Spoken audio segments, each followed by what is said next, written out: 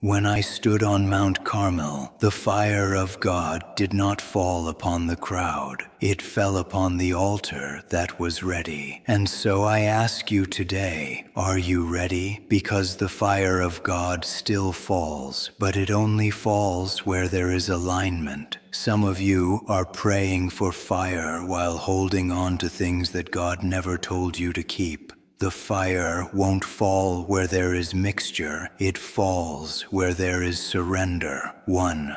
The power of quitting what doesn't fit winners. Quit the wrong things so they can win at the right ones. When the brook dried up at Cherith, I didn't stay there crying for water. I moved. God said, "Go to Zarephath, for I have commanded a widow to sustain you."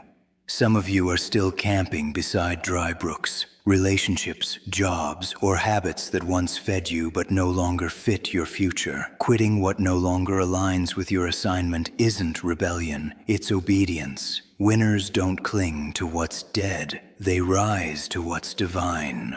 2. God's design for human progress. Humanity was created to grow and be progressively productive. God doesn't just want you to survive, He wants you to advance. From Eden to eternity, His plan has always been increase. Be fruitful and multiply. Stagnation is not holiness. Growth is. The God who made trees to bear fruit expects your life to bear the same. Every season is designed for multiplication of wisdom, strength, and influence. 3.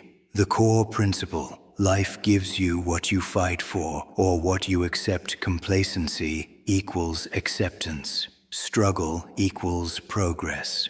When I faced the prophets of Baal, I didn't wait for someone else to fight. I stepped forward. You will either live by what you tolerate or rise by what you challenge. If you accept mediocrity, you've agreed to it. But if you fight, in prayer, in purpose, in perseverance, heaven will fight with you. Faith that does not move you cannot move mountains. 4. The role of resistance and adversity. Challenges build capacity and prepare us for greater responsibility. When I hid in the wilderness, I learned dependence. When I faced kings, I learned boldness. Adversity was my academy.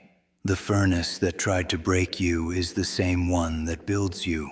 Every storm has an assignment: to strengthen what's weak, to expose what's false, to prepare you for what's next. Don't curse your trial, train in it.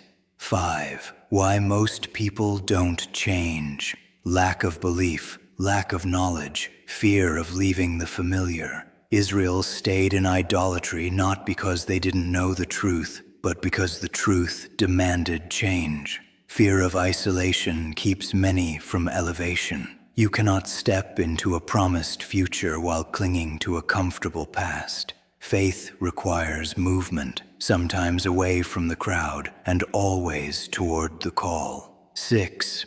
The mandate to keep growing. Continuous learning and personal improvement are acts of obedience to God. The prophet who stops listening becomes a parrot, not a messenger. Every new level demands a renewed mind. Read, learn, seek wisdom. The book you don't read can't help you. The truth you don't seek can't free you. God's plan for you is not maintenance, it's mastery. Grow until your life reflects His glory in every arena. 7. Don't stop believing, growing, or fighting. You've seen droughts, you've seen fire, you've faced fear, but you're still here, and that means your purpose is not finished. If the fire on your altar feels dim, rebuild it. If the brook has dried up, move on. If your heart has grown weary, lift it, because the God who sent fire on Carmel has not changed. He is still calling His people to rise, to grow, to fight, and to believe again. Quit what doesn't fit.